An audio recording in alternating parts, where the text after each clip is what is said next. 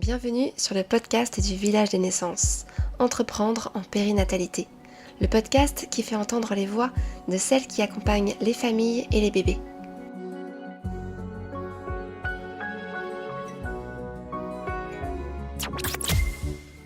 Aujourd'hui, on reçoit Gaïa qui accompagne les familles et qui propose parmi ses prestations de rédiger des récits de naissance. Parce que tous les parents n'ont pas le temps, l'idée ou même l'envie de poser des mots sur la naissance de leur enfant, il est possible de choisir un rédacteur ou une rédactrice pour lui raconter son histoire et pouvoir garder ce précieux souvenir intact toute sa vie. Cet épisode, on vous le propose aujourd'hui en deux parties. Une première partie pour recueillir le témoignage d'une rédactrice de récits de naissance, Gaïa, et une deuxième partie avec les témoignages de deux mamans qui ont testé les récits de naissance. Dans cette première partie, Gaïa nous raconte comment et pourquoi elle rédige ces histoires et elle nous parle de la puissance incroyable des récits de naissance. Bonjour Gaïa, merci beaucoup de te prêter à cet exercice pour nous parler du récit de naissance aujourd'hui. Bonjour Emmanuel, merci à toi de l'opportunité. Est-ce que je peux commencer par te demander de te présenter, de nous dire un petit peu qui tu es, quels sont tes métiers aujourd'hui et où est-ce que tu vis ? Oui, bien sûr. Donc moi, je m'appelle Gaïa. J'ai toujours un petit sourire quand je dis ça parce qu'il y a beaucoup de gens dans la périnatalité qui utilisent le prénom Gaïa, mais il se trouve que moi, c'est mon prénom. Je ne l'ai pas inventé. C'est vrai. Je suis doula, donc je me suis formée pour exercer ce métier et c'est avec cette posture-là que j'exerce différentes activités. J'ai bien aimé que tu aies dit quels sont tes métiers. Donc effectivement, je fais des accompagnements individuels, je propose des cercles de parole. Souvent avec des thématiques. Donc là, c'est plus adressé au bien-être des parents et qu'ils puissent collectivement en fait venir se sentir entourés, avoir les bénéfices, on va dire, des échanges qu'il peut y avoir entre pairs. Et j'exerce à Montreuil, en Île-de-France, principalement localement. Pour moi, c'est assez important de pouvoir développer justement des choses autour de chez moi. Et Montreuil, c'est grand, ça touche Paris, ça touche le 94 et d'autres villes du 93. Donc voilà, mon rayon est à peu près dans ces zones-là. Ok. Et tu fais ce métier depuis combien de temps ? Et j'exerce depuis une grosse année, on va dire. J'y suis allée progressivement sur les différentes activités. Donc voilà. Est-ce que tu nous dis ce que tu faisais comme métier avant ? Ah, avec plaisir, parce que j'aimais bien mon métier. J'étais cadre commercial, j'étais responsable de compte de grosses entreprises dans le monde du voyage d'affaires. Voilà. D'accord. Très particulier. Qu'est-ce qui t'a amené dans l'univers de la périnatalité avant de parler du récit de naissance ? Bonne question. Il n'y a pas qu'une réponse, évidemment, mais clairement, je travaillais dans le voyage d'affaires et le Covid a fait qu'on a été parmi les premières entreprises touchées. Et donc, très rapidement, je me suis dit, c'est vraiment l'occasion. Ça faisait longtemps que je cherchais un métier dont la finalité allait être beaucoup plus dans le rapport humain. Et du coup, je me suis dit, c'est le moment de réfléchir là où je suis prête à m'engager. Parce que de toute façon, il allait se passer des choses, évidemment, dans notre secteur d'activité. Et que j'avais envie d'être actrice du changement pour moi. Et que je subisse pas les plans de départ volontaires ou autre chose. Et donc, j'ai eu l'opportunité après de faire le choix de partir. Ce qui était convenu avec l'entreprise, puisque évidemment, voilà, comme je disais, ils ont cherché à faire partir des gens. Mais dans mon cas, ça a été plutôt dans un cadre positif que ça s'est déroulé. Avec une envie de développer d'autres choses. Ça, je l'avais depuis longtemps. Je ne savais pas exactement comment le mettre en œuvre. Et on va dire que cette situation malheureuse quand même, moi, m'a permis de me forcer à réfléchir et d'avoir le temps de montrer. En vrai, j'ai mis 2 ans à partir. Le temps que je cogite, le temps que je me convainc que c'était la bonne chose, que je le vive presque au quotidien tout en continuant à travailler jusqu'au jour où c'était le bon jour. Et là, du jour au lendemain, pourtant ça faisait plus de 10 ans que je travaillais dans ce milieu-là. Et du jour au lendemain, j'étais passée à autre chose et j'étais à ma place. Assez incroyable. Et ça se sent beaucoup parce que tu as quand même un sourire qui montre que tu te sens vraiment bien à ta place et que tu échangerais ta place pour rien au monde. Ouais, alors c'est même plus que ça. C'est que tous les jours, j'ai envie d'aller plus loin. Ah oui, des nouvelles idées, des nouveaux projets, c'est ça que tu veux dire ? Des nouvelles idées, des nouveaux projets, être sûr que j'ai touché un maximum de personnes à qui, tout ce qui est Mmh. proposé, peut leur faire du bien, que ce soit via moi ou via d'autres personnes. Parce que, dans mon métier, c'est aussi mon rôle d'orienter les gens. C'est pas forcément moi qui réponds à tous leurs besoins et moi j'adore ça. Le réseau, voilà, cette connexion, en fait, cette complémentarité de tout ce qu'il y a dans la périnatalité, ouais. Mmh. Et alors, qu'est-ce qui t'a amené à proposer cette prestation du récit de naissance aux familles que tu accompagnes?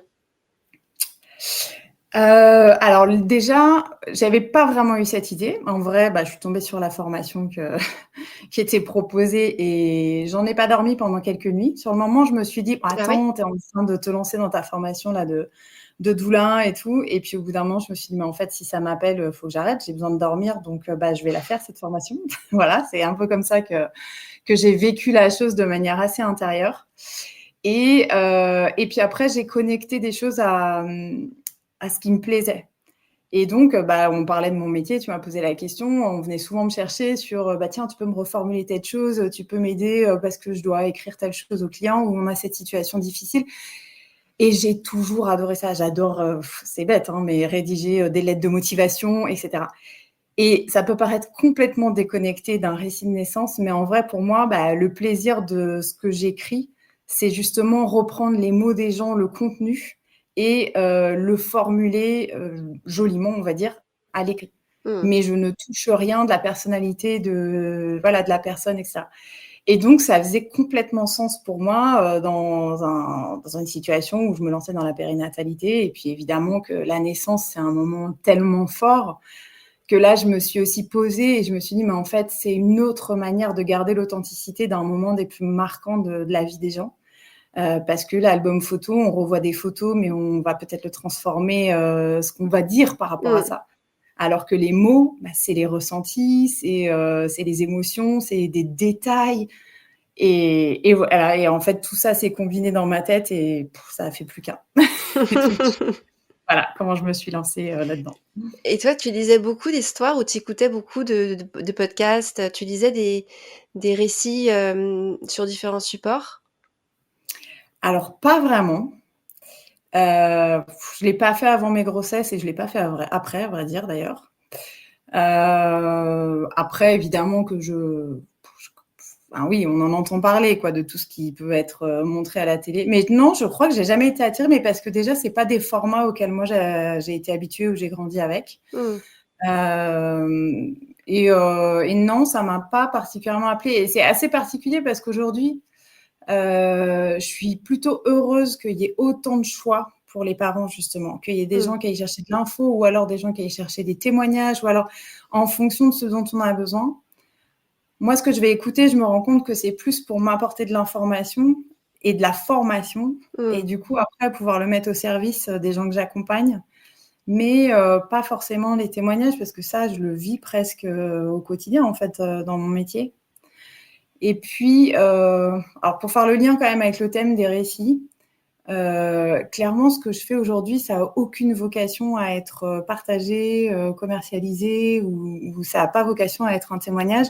Sauf après si le parent, l'utilise comme tel Mmh. mais moi je leur répète toujours, c'est une expérience qui leur appartient, et moi je n'en ferai rien d'autre que leur restituer leur histoire. Mmh. Donc, voilà, c'est une démarche qui est vraiment totalement différente, je pense aussi. Mmh. Très personnel. Ah complètement Mmh. personnel et de fait personnalisé. Enfin, il y a pas 2 manières de faire, même à chaque Mmh. fois que je me mets à retranscrire, je le fais pas de la même manière en fonction de l'histoire derrière. Mmh. Mais c'est important ce que tu dis parce que c'est vrai qu'un récit de naissance, on peut le voir comme quelque chose de très superficiel. Or, c'est vraiment l'authenticité qu'on va chercher. Et quand tu mets en mots, ce que les personnes t'ont raconté, papa ou maman, ce que quand tu mets en mots leurs mots, pour le coup, quand tu les sublimes, Mmh. c'est bien pour garder l'ADN de ce qu'ils ont vécu, pas pour raconter une histoire à ta sauce par-dessus. Et ça, c'est important de le dire parce que c'est vrai que, tout comme un photographe d'ailleurs, tout à l'heure tu parlais des photographes, un photographe, il va pas demander aux parents de se mettre en scène pendant une naissance ou quoi. Il va aller chercher ce qu'ils font naturellement pour, le rendre, plus fort peut-être ou mieux le capter, mais à aucun moment on va mettre, du faux dans une histoire, surtout une histoire de naissance ou de grossesse.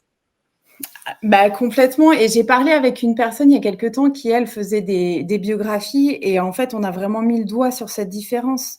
Elle, elle va chercher à être littéraire, à écrire un livre, Mmh. évidemment basé sur l'histoire de la personne. Moi, je vais vraiment m'en tenir à la retranscrire et après, c'est la touche, rédactionnelle qui va faire, bah, en fait, j'ai réalisé quelque chose ces derniers jours, c'est que je me suis identifiée aux interprètes, simultanés. Il se trouve que c'est assez rigolo, c'est un métier que moi je voulais faire quand j'étais, à la fac. Ah Bon, ouais? j'ai finalement pas pris cette voie-là, je crois que j'ai eu peur de la complexité et l'autre jour, je me suis dit: «Mais en fait, l'interprète, qu'est-ce qu'il fait? Il traduit d'une langue à une autre et il garde le contenu exactement tel qu'il est» et ben, moi, je me sens interprète, en fait, si je le mets comme ça, parce que je traduis du langage oral au langage écrit. Je garde le contenu complètement intact et quand on dit contenu, tout à l'heure, tu as utilisé le mot «sublimer».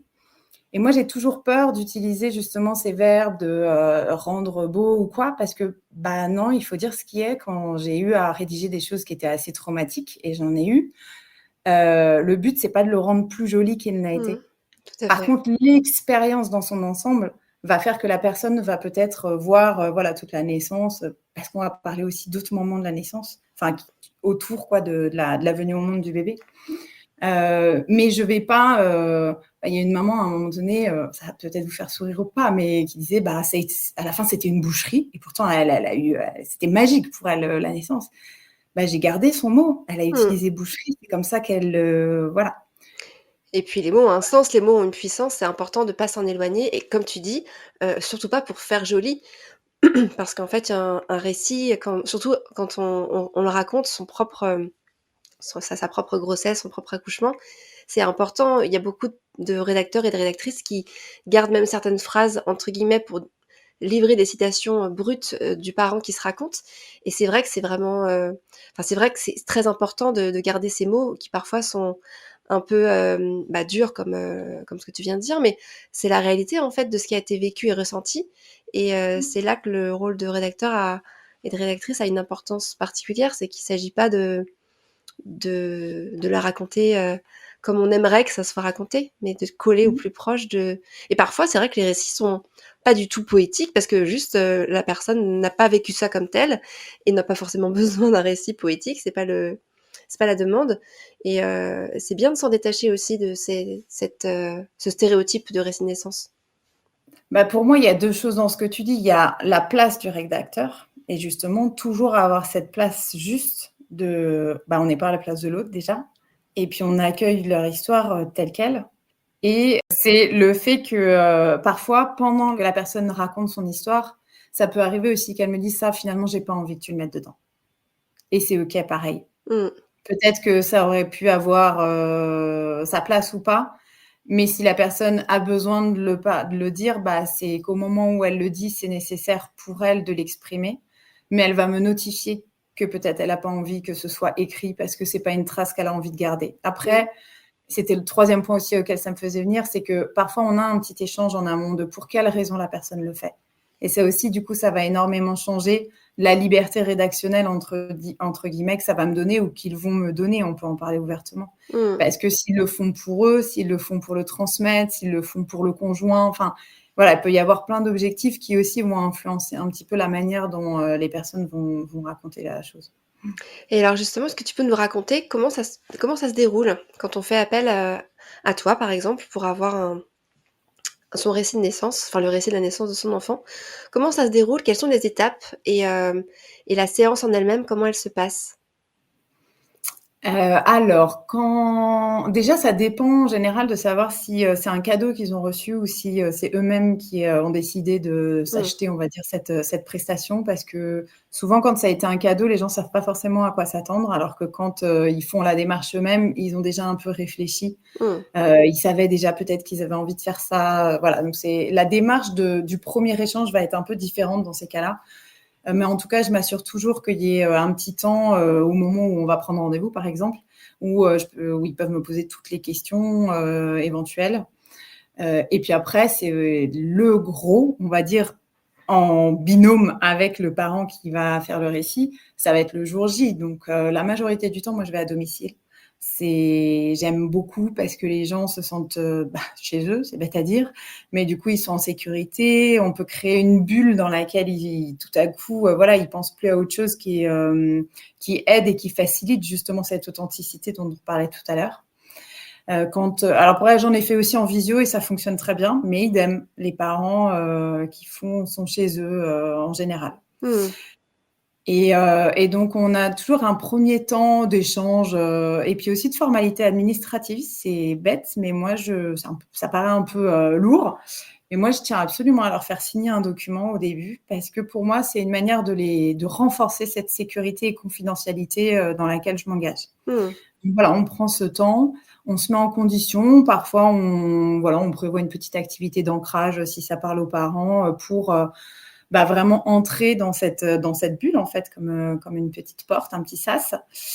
Et puis après, je leur laisse complètement libre cours au récit. Ça m'arrive d'intervenir et de poser quelques questions, mais très peu. Et en général, c'est vraiment parce que je veux m'assurer d'avoir bien compris. Encore une fois, le but là, c'est quand même que je retranscrive quelque chose qui leur appartient. Si j'ai mal compris ou si il manque vraiment une info, parce que évidemment, eux, ils l'ont vécu, donc c'est différent. Voilà, ça peut m'arriver pendant le récit ou à la fin de reposer quelques petites questions ou des choses qui peuvent être assez essentielles pour la fluidité du récit. Mais sinon, en général, je vais vous dire, les gens, quand ils sont face à moi, je vois les yeux qui partent en arrière et je disparais, en fait, je pense. Et là, ça sort tout seul et c'est ça, l'authenticité, elle est là. Parce que du coup, ils vont faire des allers-retours, parfois rajouter quelque chose qu'ils avaient oublié de dire avant. Et je pense que c'est comme ça que ça fonctionne. Alors, se libérer, on a toujours l'impression qu'on se détache de quelque chose, alors que là, c'est au contraire, peut-être se le remémorer. C'est pas le revivre, parce que clairement, c'est pas ça l'objectif.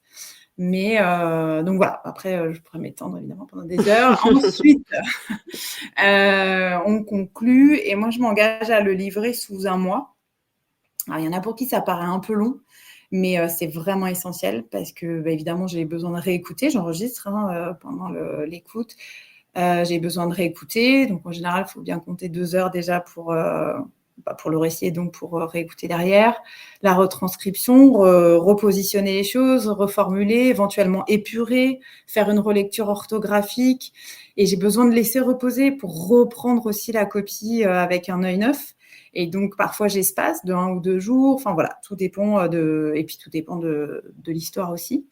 Donc voilà, donc je m'engage sur 1 mois. Parfois, c'est un petit peu plus rapide, mais c'est essentiel pour que, en fait, la qualité du rendu pour moi y soit et je m'arrête pratiquement. Là aussi, c'est assez instinctif, mais quand je sens que là, on est bon par rapport à ce que j'ai senti du parent dans son récit, il faut que ça corresponde.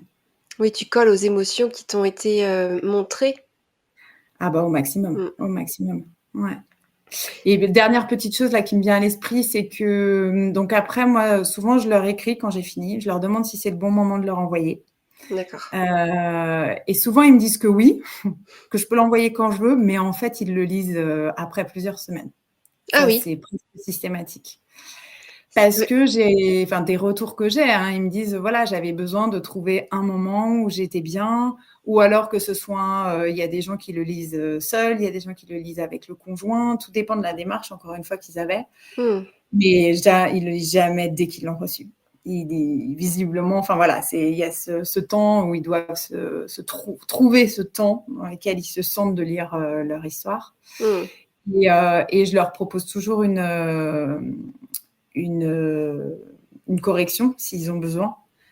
Alors parfois il y a des choses, voilà, parce que peut-être que j'ai mal compris quelque chose ou que même eux ils ont été un peu confus. Ça arrive aussi dans les récits, il faut dire ce qu'il y a. Et donc c'est hyper important. Encore une fois, ça leur appartient. Il faut que ce qu'ils gardent après pour toute la vie, ce qu'ils vont peut-être transmettre, ce soit leur histoire. Et donc il y a toujours cette phase de correction avant qu'on valide la version définitive. Oui, il faut que ce soit juste, quoi. C'est essentiel. Et quels sont les retours que tu as des parents, une fois qu'ils ont pris le temps de se dire: «Là, c'est le bon moment pour moi de le lire»? J'imagine qu'ils doivent te faire un retour, finalement assez rapide, non? Ils reviennent vers toi assez rapidement une fois qu'ils l'ont lu? Une fois qu'ils l'ont lu, oui, clairement. Là, en général, Enfin, je saurais pas dire du coup, parce que je sais pas Bah non. exactement quand est-ce qu'ils le lisent. Mais oui, oui, parfois c'est en 2 temps. C'est, ils m'envoient un petit message. Alors il y a ceux qui l'ont fait en vocal, c'était juste extraordinaire parce que là, j'entends même l'émotion dans leur voix. Mais parfois c'est par écrit et parfois c'est: «Ah, on vient de le lire, c'était extraordinaire, je t'en dirai plus» et puis ils prennent le temps de faire quelque chose d'un peu plus, Mmh. développé derrière. Voilà. Après, moi, je demande rien. Clairement, je demande juste à savoir s'ils l'ont bien reçu. Voilà, parce que sinon, parfois, comme le temps passe, Mmh. justement, je reste un petit peu en suspens et Bien puis je sûr, veux ouais. absolument, évidemment, qu'ils aient ce qui leur appartient. Mais dans le flow, ça paraît bête, hein, mais dans le flow de la vie de tous les jours, on reçoit un email, puis si on le lit pas tout de suite et qu'ils m'ont pas répondu, bah du coup, moi aussi, je reste dans Mmh. ce flou-là. Et alors tu penses qu'ils sont surpris à la lecture de ce récit? Alors, surpris, je sais pas. C'est difficile en plus pour moi de parler à leur place. Moi, ce que je peux dire, c'est plus sur les retours qu'ils m'ont fait. Heu, je crois que la première chose, c'est qu'en général, ils me remercient et c'est assez dingue parce que, enfin, moi, je sais que c'est fort, il y a pas j'ai aucun doute là-dessus, mais ils remercient, déjà d'avoir eu le temps qu'on a pris ensemble, en fait, pour, qu'ils racontent parce que parfois, à l'issue de ce temps d'écoute, il y en a qui disent: «Mais en fait, le livret, je me rends compte que c'est pas le plus important. Je viens de vivre le moment le plus fort, peut-être Mmh. parfois en ayant raconté». Heu, ils ouais c'est vraiment le fait, d'avoir observé ce qu'il y avait en eux. Ils me remercient d'avoir un objet, en fait, d'avoir quelque chose qui devient, un objet de valeur, enfin quelque chose qui leur appartient, Complètement, hyper de la précieux. famille. À transmettre, il y a toujours aussi ce truc de l'enfant qui est concerné, en fait. Mmh. Hem, puis souvent, j'y repense parce que souvent ils se rendent pas compte au début, parce qu'on appelle ça un récit de naissance. Mais en fait, on va très souvent, ils vont démarrer par, à quel moment ils ont eu envie d'avoir des enfants, déjà. Mmh. Et donc en fait, à partir de là, on va parler, peut-être de la conception, peut-être, de la grossesse, des anecdotes pendant la grossesse, pas que du suivi médical ou autre, mais aussi, Mmh. du choix du prénom. Parfois, il y a des choses drôles ou, des choses qui se sont passées, je sais pas moi, dans l'emménagement de la pièce de la future chambre. Et il y a le récit où vraiment on parle de la naissance et puis des premiers instants où on a connu le bébé. Mais c'est vrai que le Voilà, donc passage, oui, il peut y avoir une longue période, même parfois une longue période qui raconte le désir d'enfant, qui est long parfois et c'est effectivement parfois une grosse partie du récit de naissance, toute cette période, avant même, la naissance et avant même parfois la conception, effectivement. mmh. Bah, clairement. Et encore une fois, tout dépend de, ce que les parents mettent dedans et ont envie d'avoir. Heu, bon, il y en a, la grossesse a pas forcément été, la meilleure période de leur vie et là encore, en se mettant finalement à en parler, bah, il y a toutes les choses assez chouettes qui et puis, bah, en mettant tout bout à bout, on se dit: «Mais en fait, c'était pas si mal» et ça, c'est assez merveilleux aussi de voir à quel point, le fait de verbaliser les choses permet d'avoir un autre regard. Et encore une fois, on n'est pas là pour le sublimer. Ça s'est fait naturellement quand le parent va raconter quelque chose. Et alors justement, tu dis qu'il y a des parents qui racontent leur grossesse en se disant: «Finalement, c'était pas une période que j'ai adorée» et qui se surprennent presque même à se rappeler certaines choses, certains moments, certaines émotions.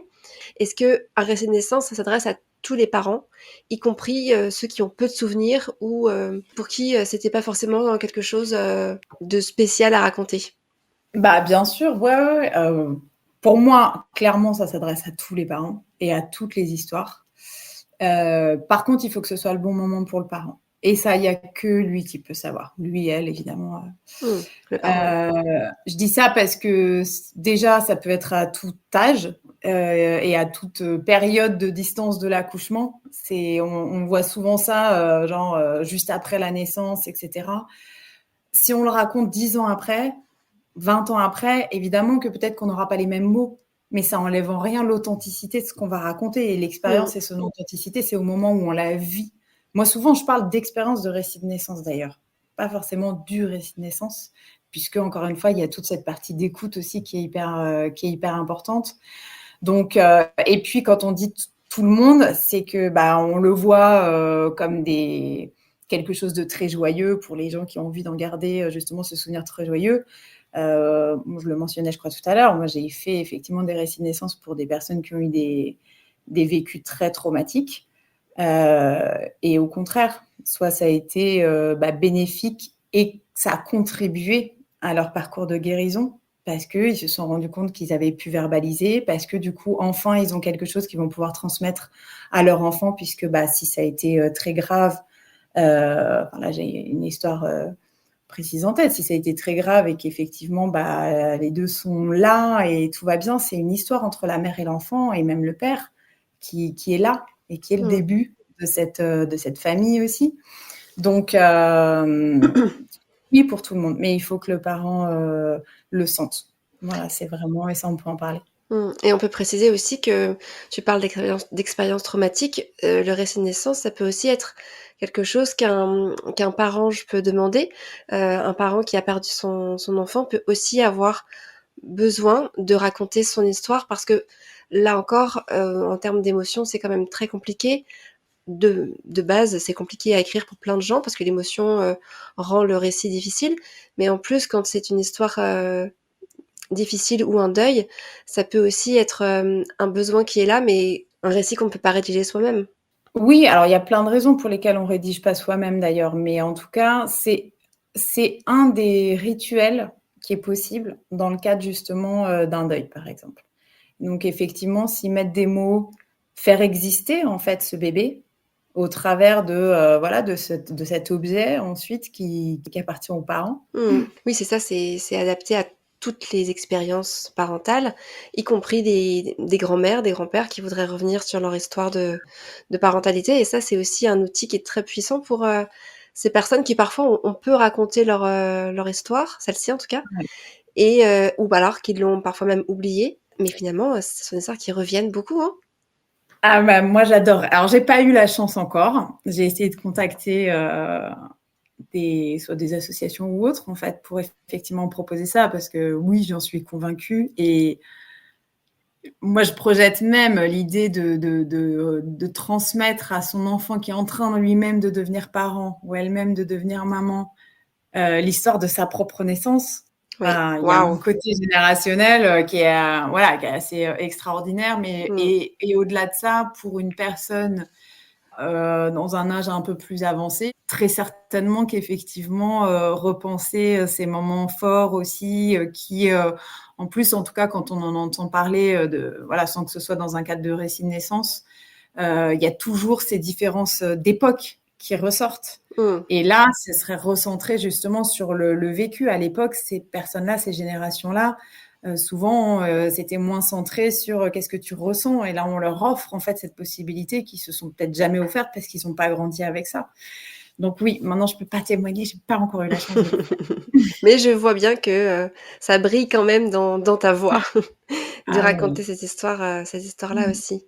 bien sûr. Et c'est de la transmission. Ça reste de toute façon toujours de la transmission. Et on n'a pas parlé du format ce que peuvent prendre les récits de naissance. Toi, tu écris beaucoup. Il peut y avoir plein de formats différents. Tu parlais tout à l'heure de livret. On peut aussi avoir des formats plutôt audio, des formats vidéo.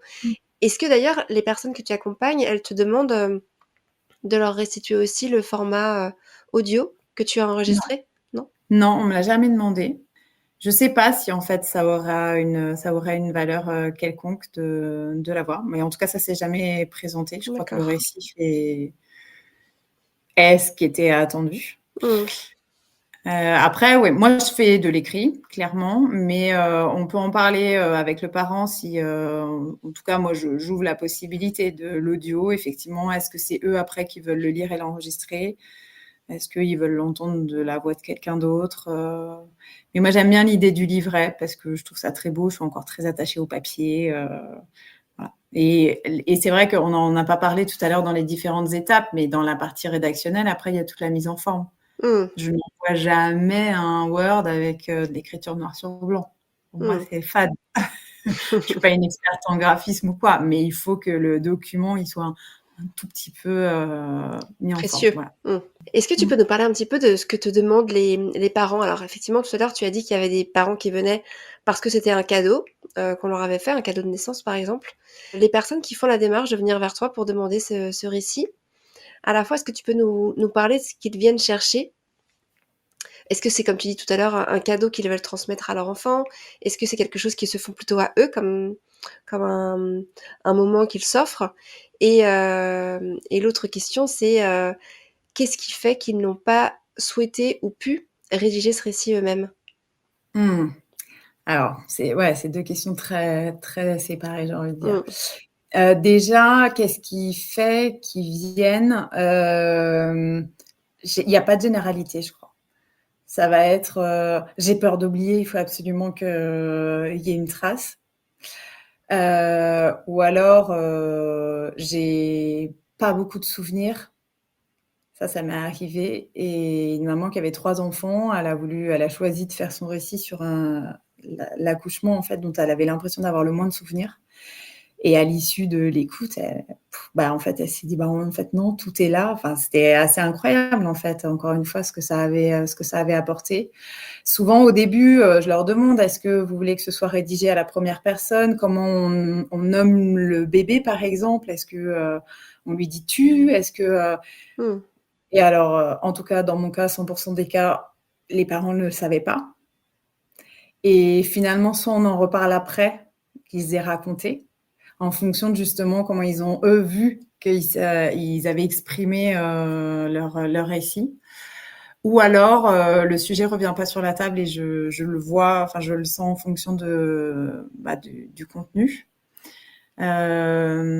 Mais donc, ils le savent pas toujours. Et finalement, c'est assez chouette parce que c'est en fonction de ce qui va se passer en eux pendant qu'ils vont le raconter. Mmh. Donc ça, c'est la première chose. Par exemple, sur ta deuxième question, c'est hyper intéressant comme question parce que pourquoi les parents, ils écrivent pas eux-mêmes éventuellement. Alors, là-dessus, moi, d'abord, je crois qu'il y en a qui n'ont pas l'idée, tout court, en fait. Il y en a qui voient pas l'intérêt, hein, qui se disent en fait, enfin la naissance c'est pas quand même un peu particulier. Pourquoi l'enfant il aurait besoin? Et puis après quand on discute, c'est ah ouais c'est vrai. Moi si j'avais su, bon voilà. Mais encore une fois, le but c'est pas d'aller forcer des gens qui sont pas du tout, qui ont pas du tout envie d'avoir Bien ça. sûr. Mmh. Il y en a bien sûr qui disent aussi, moi c'est plutôt traumatique, j'ai plutôt envie de le faire disparaître que de le faire exister. Et après, il y a ceux, par contre, qui avaient l'habitude d'écrire. Et là, c'est souvent parce qu'ils n'ont pas le temps. Mais ils ont peur, parce que comme ils ont l'habitude d'écrire, c'est très Mmh. difficile de déléguer à quelqu'un le fait d'écrire son histoire. Ce que je comprends, en fait. Mmh.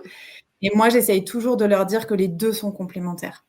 Parce que justement, quand on écrit, alors je parle pour moi, mais je pense que quand même, on a un peu cette tendance-là naturellement. Quand on écrit, on réfléchit à ce qu'on écrit. Donc, on va quand même aller réfléchir aux mots qu'on va utiliser. On va quand même essayer de s'assurer que ce soit chronologique ou lisible. Enfin, il y a une démarche intellectuelle qui est activée. Alors que là, justement, le parent n'a rien à faire quand il Mmh. va raconter l'histoire. Et donc, le flot de mots qui va sortir va être on ne peut plus authentique. Et moi, je vais le reprendre tel quel et surtout pas le modifier. Mais du coup, le parent non plus ne l'aura pas modifié. Mmh. Donc, pour moi, l'un n'écrase pas l'autre, j'ai envie de dire. Donc, d'un côté, c'est pour rassurer que j'explique ça, mais d'un autre côté aussi, parce que finalement, ce sont deux choses probablement complètement différentes, même pour ceux qui écrivent. Je ne sais pas si j'ai répondu complètement à la question. Si, si, complètement. Et tu parles du flot des mots, c'est vraiment ça, c'est de laisser tout d'un coup l'histoire dérouler et défiler. Hmm. Il y a aussi le flot d'émotions. Comment ça se passe à la fois pour le parent, parce que forcément, se replonger dans ces moments-là, c'est plein d'émotions, sans doute une palette d'émotions aussi. La joie, bien sûr, mais pas seulement. Il y a aussi la peur, l'inquiétude, enfin tout un tas d'émotions qui reviennent. Comment tu fais toi pour encadrer, parce que finalement tu accueilles toutes ces émotions, même si c'est pas toi qui vas les soigner, bien sûr. Tu les Hmm. accueilles. Quelle est ta posture pour que le flot d'émotions reste acceptable pour le parent qui se livre? Alors, déjà, c'est au cœur de mon métier de doula, Oui. je veux dire. Et aujourd'hui, Je sais pas si je serais capable de faire le récit de naissance si j'avais pas, ma formation de doula et tout ce que moi j'ai traversé pour devenir doula, en fait, alors traversé dans le sens positif, hein, mais de Mmh. développement, quoi et donc de développement de compétences, de savoir-être et de savoir-faire. Donc être, que le parent se sente en confiance avec moi, qu'il sache qu'il est en sécurité, que justement ce flot d'émotions, il peut varier. On peut passer du rire aux larmes, on peut, alors je dis «on» parce que ça reste une relation humaine. Je dis pas que je peux pas être émue par des choses qu'ils vont me raconter. Par contre, je vais avoir les outils justement moi pour, ne pas, entrer en fait, Mmh. là-dedans, en tant que personne vraiment. Heu, mais je pense à une chose, c'est laisser la place au silence, laisser la place aux émotions. Si le parent, à un moment donné, a une émotion forte, mais ce temps, on va le prendre. On n'est pas, voilà, on n'est pas en train de regarder la montre et en une demi heure, il faut que tout soit dit. Pas du tout, Mmh. du tout et ce cadrage du temps, cet espace justement, je dis toujours cette bulle dans laquelle le parent doit s'autoriser à être, ça se met en place dès les premiers instants, Oui, voilà, par l'échange qu'on a, mais c'est évidemment essentiel, bien sûr. c'est la relation de confiance, en fait, dans laquelle, se pose cet échange-là. De confiance et de non-jugement.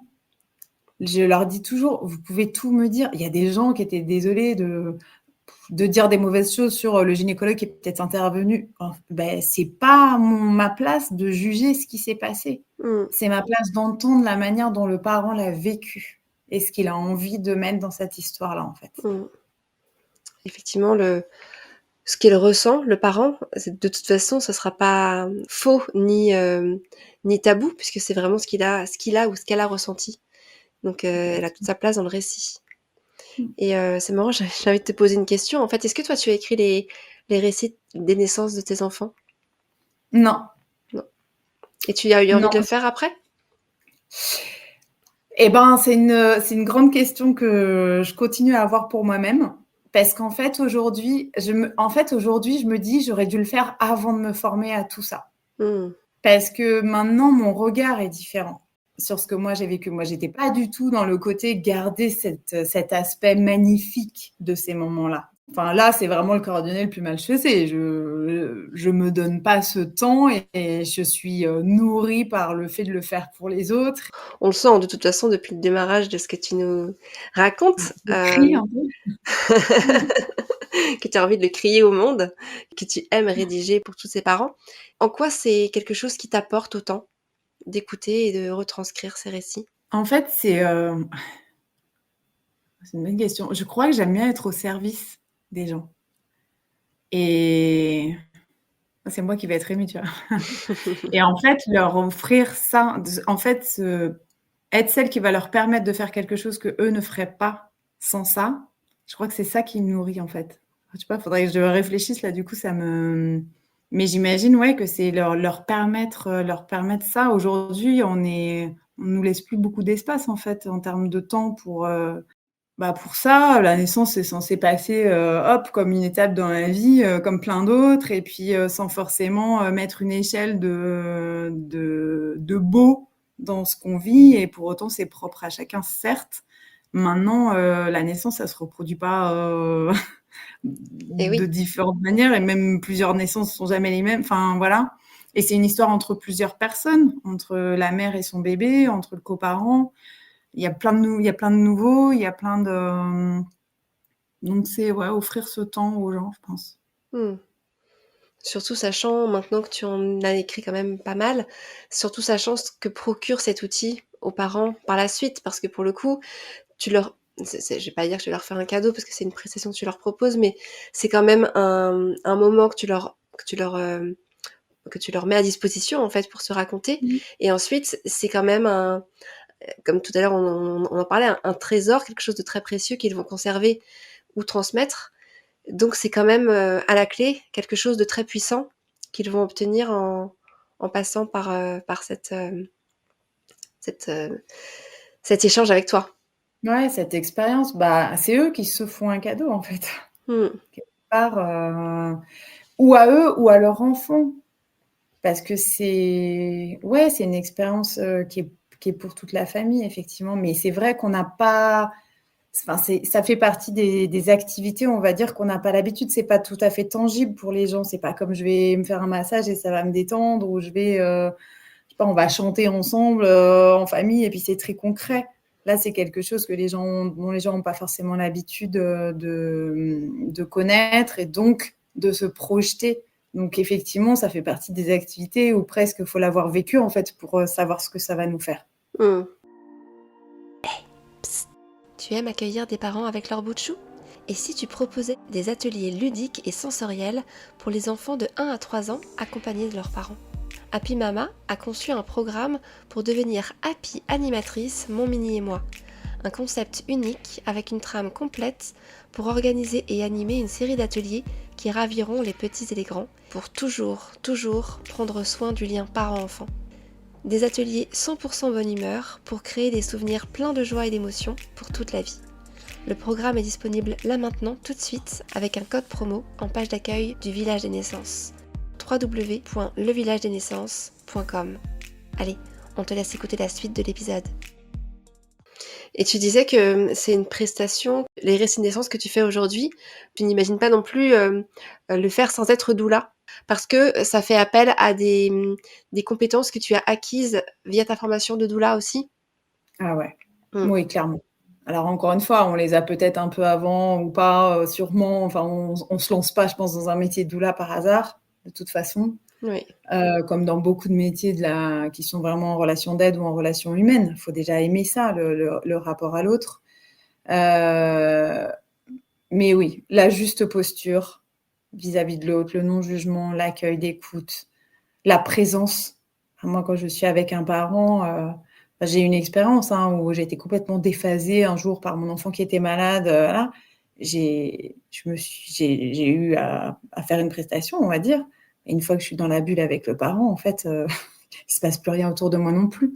Donc, et en ça, c'est nourrissant aussi. Finalement, moi, je ressors, je suis aussi bien que le parent. Et s'il y a des situations très dures, c'est aussi ma formation qui m'apprend à avoir le recul nécessaire. Il y a des gens qui comprennent pas du tout qu'on puisse se sentir d'accompagner le deuil périnatal, par exemple. Mais au contraire, si on peut être là aussi pour les gens qui ont des situations traumatiques, je dirais, c'est justement des gens qu'il faut pas laisser seuls. Donc, voilà, je dévie certainement un petit peu de la question, mais oui, mais parce que tu veux dire, c'est vrai que évidemment tout le monde peut soutenir un parent, un papa, une maman qui raconte son accouchement, même si on parlait forcément de deuil périnatal, tout le monde peut soutenir à sa façon.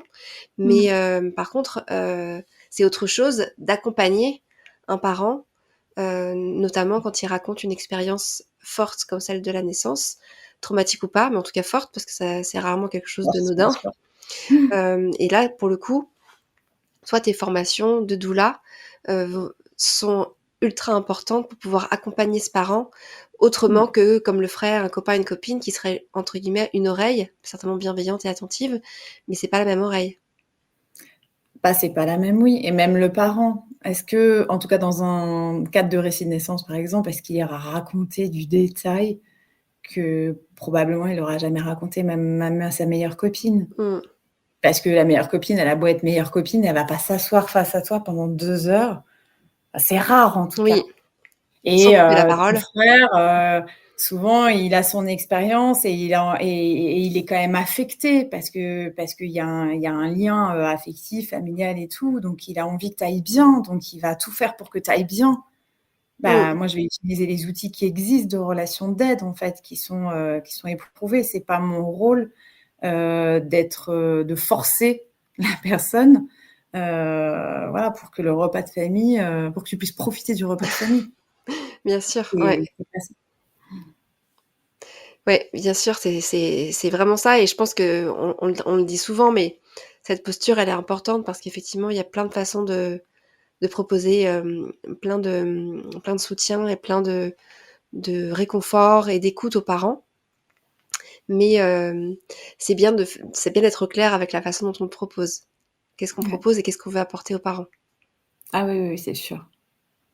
Mais moi, je m'en rends compte vraiment à tous les niveaux, hein, en facilitatrice de cercle. J'ai même fait plusieurs formations pour avoir justement différents points de vue en fait par rapport à la posture qu'on doit avoir et, et savoir écouter, savoir aussi gérer un groupe, savoir ne pas donner des conseils, être là pour que les parents justement soient entre eux entre guillemets d'intelligence collective ou en tout cas de manière individuelle puissent aller puiser en eux, etc.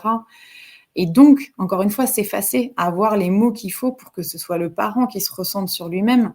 Et c'est aussi ça le récit de naissance, du coup. C'est pas l'orienter avec des questions pour que, effectivement, j'ai un truc hyper facile à rédiger derrière. C'est pas du tout ça. C'est qu'il ait sa propre place et que ça vienne de l'intérieur du parent lui-même. Et ouais, clairement, moi, ma posture de... En fait, moi, je me suis toujours dit, cette formation et ce métier de doula, c'est un métier, mais c'est aussi une posture. Et pour moi, c'est le socle, un peu comme un immeuble, là, et les fondations. Bah, c'est vraiment, c'est mes piliers, quoi.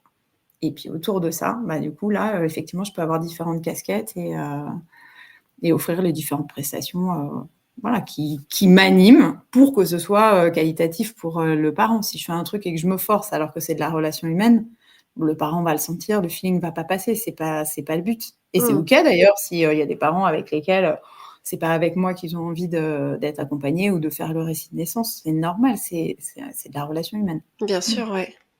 Et comment t'en parles, toi, du récit de naissance autour de toi, dans ton cercle, comment dire, dans ton cercle de proches? Comment est-ce que tu parles de cet outil? On va dire que c'est un outil. Mm. Comment est-ce que tu en parles? Parce qu'on voit bien que c'est quelque chose qui te plaît particulièrement. Tout dépend de la personne que j'ai en face. Et c'est vraiment, en général, on me dit, voilà, on me pose des questions parce qu'effectivement, c'est la grande différence avec mon métier d'avant où c'était tellement flou pour les gens que, en général, en 2 secondes, c'était balayé. Mais et puis oui, souvent il y a j'aurais bien aimé si j'avais su, mais moi c'était il y a longtemps. Et là, effectivement, intervient mais tu sais, ça peut être fait à n'importe quel moment. Mais les gens autour de moi proches, ils ont un petit peu peur en fait pour l'instant, je pense, de cette idée de vivre des choses avec quelqu'un qu'on connaît ou Bien sûr. voilà, sauf que, bah, des gens qui font ça, il y en a pas énormément pour l'instant en tout cas. Mmh. Et quand tu leur en parles, simplement pour qu'ils sachent que ça existe, est-ce que tu as l'impression que ça s'explique facilement sans le vivre? Parce que tout à l'heure, tu parlais d'expérience de récits de naissance. Toutes ces personnes à qui tu en parles, qui ne connaissaient pas les récits de naissance avant, qui n'ont pas l'habitude d'écouter des histoires, ou d'en lire, est-ce que, tu as l'impression heu, qu'ils arrivent facilement à avoir, à appréhender, tu vois, tout ce qui se joue derrière? Alors tout ce qui se joue, non. Mais c'est un peu comme les cercles de parole. Les gens qui sont pas habitués à parler en fait autrement que dans un cercle amical ou familial, et donc être accompagné par des gens encore une fois qui sont pas là pour rebondir, donner des conseils, etc. Si on n'est pas habitué, faut le vivre. Faut faire confiance et croire en fait dans ce que peut-être je vais vous dire de comment vous pourriez en ressortir. C'est pas une obligation de résultat, c'est l'expérience et le partage des autres. Moi, je compte beaucoup sur le bouche à oreille pour ça, en fait, parce qu'une maman qui a vécu quelque chose, elle va aller le raconter et c'est ça qui va, Oui. voilà, véhiculer, permettre à la personne de se dire ah ouais, quand même, je vis un peu la même chose qu'elle, du coup, ça pourrait être intéressant. Et après, moi, j'en parle autour de moi pour que les gens en parlent autour d'eux et effectivement le fassent connaître. C'est pas très compliqué à expliquer en tant que tel. Comme on disait tout à l'heure, le déroulement, bon, un livret, ok, les gens ils voient ce que ça peut être. Par contre, comment tu vas le vivre en le lisant? Ce que tu vas vivre en le racontant, Mmh. ah ouais, ça c'est propre quand même à chacun et j'aurais beau dire, je t'assure, c'est puissant. C'est pas à moi de convaincre les gens. Donc, c'est pour ça que moi, je laisse beaucoup la place à, tu dois te sentir un petit peu appelé par la chose. Par contre, ne pas hésiter à poser des questions.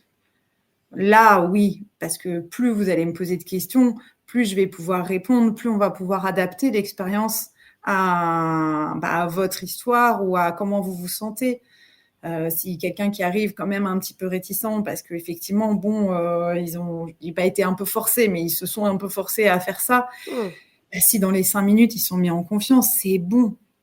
Si c'est pas le bon jour, d'ailleurs, c'est pas grave. On replanifie. Si on fait un temps d'écoute et parce qu'il y avait quelque chose de lourd le jour J, ça arrive aussi. Bien sûr, ouais. Mais c'est important parce que c'est vrai à plusieurs niveaux. J'ai l'impression il y a des gens qui vont adorer lire, écouter des podcasts comme Bliss, etc., des histoires de naissance, mais pour qui ça sera pas forcément le moment de se livrer pour 1000 raisons qui leur appartiennent. Et inversement, il y a des gens qui vont pas forcément être bercés au récit des autres, ne va pas forcément écouter beaucoup de copines raconter leurs histoires de grossesse ou d'accouchement, mais qui vont se sentir se sentir dans l'envie de raconter leur histoire. Et c'est vraiment deux choses très différentes. Enfin, je pense que tu l'as dit un peu tout à l'heure aussi comme ça. Ce sont vraiment deux expériences très différentes que d'aimer écouter des histoires d'accouchement, de récits de grossesse, etc. et avoir l'envie de se replonger dans ce moment pour transmettre, pour garder, peu importe ce qu'on veut en faire derrière, mais c'est pas le même exercice. Ouais. Non, clairement.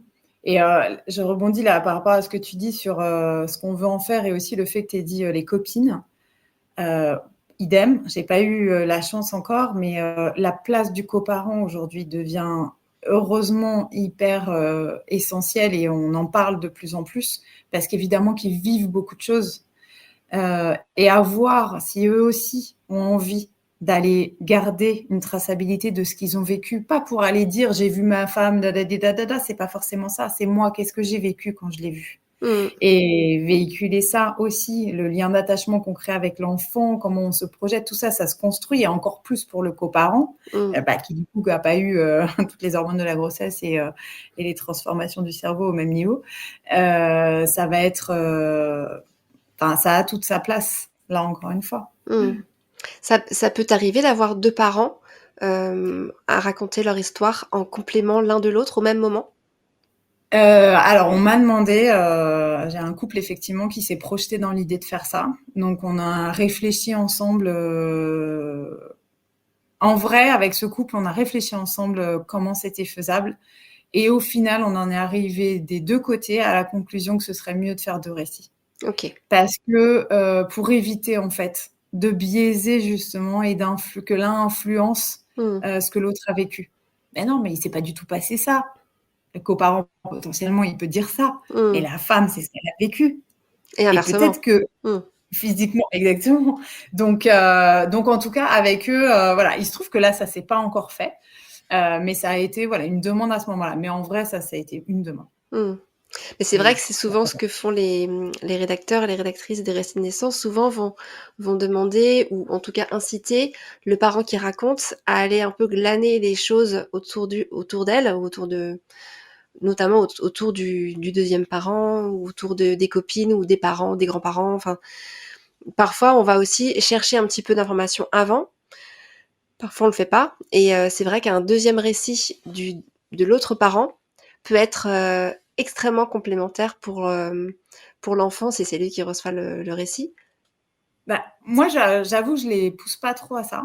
C'est plutôt après. Par exemple, quelqu'un qui me dit « Oh, j'ai envie quand même de décrire le prénom de la sage-femme qui était là et puis je l'ai oublié, donc laisse-moi le temps d'aller demander. » Ou « Tiens, je me souviens plus à quelle heure on a fait ça, ok, je vais aller demander. » Mais pardon, du coup, en fait, je pensais aux coparents et il y a une personne qui s'appelle Danielle Totti qui lance un podcast, l'apéro des papas. Et c'est basé justement sur ces échanges entre coparents. Et là, tout à coup, je me suis dit, tiens, ça va libérer la possibilité que les papas se rendent compte du pouvoir de la parole, puisque, encore une fois, je ne vais pas en faire une généralité, mais encore aujourd'hui, peut-être que les hommes parlent un petit peu moins entre eux, ils vont aller moins exprimer ce qu'ils vivent. Or, évidemment qu'ils en vivent des choses à l'intérieur et dans leur tête pendant la grossesse de leur femme, pendant l'accouchement, évidemment, les premiers temps, trouver leur place. Et que ça existe en podcast aujourd'hui, je trouve que c'est fort parce que ces parents, ces hommes qui ne sont pas forcément portés sur cette parole peuvent l'écouter un peu discrètement peut-être et puis se rendre compte de ce qui se passe en fait. Donc voilà, ça m'a fait penser à... Non, mais c'est vrai, ça leur ouvre un espace, en fait, et cet espace, c'est aussi celui que tu proposes. Parce que tu t'adresses pas qu'aux mamans, tu l'as dit plusieurs fois, mais c'est bien de le redire, tu t'adresses aussi au Bien sûr. papa. Et c'est pas parce qu'on n'accouche pas qu'on n'a pas de récit de naissance à raconter. De même pour un parent qui est adoptant, on est vraiment sur toutes les parentalités, parce qu'à chaque fois, il y a toute une histoire qui est à dérouler. Et qui fait partie aussi du lien familial et avec l'enfant, comme on disait, et ça fait partie de la préparation du père. Le coparent, le père, peu importe, qui est là pendant toute la grossesse, qui va participer, qui va savoir où peut être sa place et donc être acteur pendant l'accouchement et non pas effectivement regarder sa femme. Et évidemment que c'est très compliqué et qu'on peut se sentir démuni, mais au contraire se dire tiens, je sais que je peux l'aider. Et donc après, avoir tout ça à raconter de à quel point ils ont été acteurs, même pour eux, Mmh. c'est là tout à l'heure tu parlais de ça pouvait être de la joie, mais quand on est satisfait de ce qu'on a fait, évidemment que ça nous porte à être joyeux, à être fier de soi. Mmh. C'est jamais parfait, un accouchement c'est jamais parfait, c'est jamais exactement comme on le voulait. Je crois que c'est ok et ça peut être un parcours que d'en arriver à accepter ça. Et le récit peut aider à ça d'ailleurs parfois, mais se rendre compte au contraire de la place qu'on a pu prendre, c'est puissant. Je sais pas trop quel terme utiliser, c'est hyper fort. Mmh. Mais Et c'est est-ce pas que une obligation. non, c'est ça, c'est pas une obligation et surtout comme tu l'as dit plusieurs fois, ça dépend du moment. Il faut que ce soit le bon moment aussi pour chacun, chacune. Et est-ce que pour terminer, tu peux nous parler un petit peu des échanges que tu as après avoir rendu le livret, après avoir eu le retour d'un parent? C'est quand même une expérience dans laquelle moi je suis avec le parent, même si je m'efface et après, peut-être que il y en a qui ont été plus difficiles pour moi à rédiger et c'est pas en lien avec l'histoire. C'est en lien avec réussir à être juste par Mmh. rapport à ce qu'a raconté le parent et à chaque fois que j'écris, je me dis: «Est-ce que c'est OK pour le parent? Est-ce que c'est OK pour le parent?» Et ça me hante un petit peu. Voilà, moi, quand ils m'ont dit: «Mais c'est tellement ça», OK, c'est bon, je peux redescendre. L'authenticité. Bah oui, ouais, Mmh. clairement. Bah, merci beaucoup Gaïa pour ce que tu nous racontes aujourd'hui. Avec plaisir, je peux pas dire autre chose là, clairement. Et ne pas hésiter à demander, à poser des questions parce qu'on hésite souvent à se faire du bien entre guillemets, parce que c'est une dépense, faut le dire aussi. Ne pas hésiter à poser des questions. Il y a vraiment rien qui limite à ça et c'est pas un engagement, donc j'ai surtout envie de dire aux parents de se laisser ce temps-là. Mmh. Oui, parce que même si c'est pas forcément un bon moment, on peut s'intéresser, on peut poser des questions et quand le moment viendra, s'il vient, eh ben, on saura à qui on peut Mmh. s'adresser. Complètement, bien sûr. À Gaïa ou à d'autres, mais Gaïa est là. Avec grand plaisir, en visio ou à domicile. Merci à toi Gaïa. Merci beaucoup. Un grand merci à Gaïa pour l'enthousiasme partagé autour des récits de naissance et pour son engagement touchant au service des parents. On espère que cet épisode vous aura intrigué, captivé ou peut-être même convaincu d'écrire ou de faire rédiger vos expériences de naissance et on vous dit à très vite pour en savoir toujours un peu plus sur la magie d'entreprendre en périnatalité.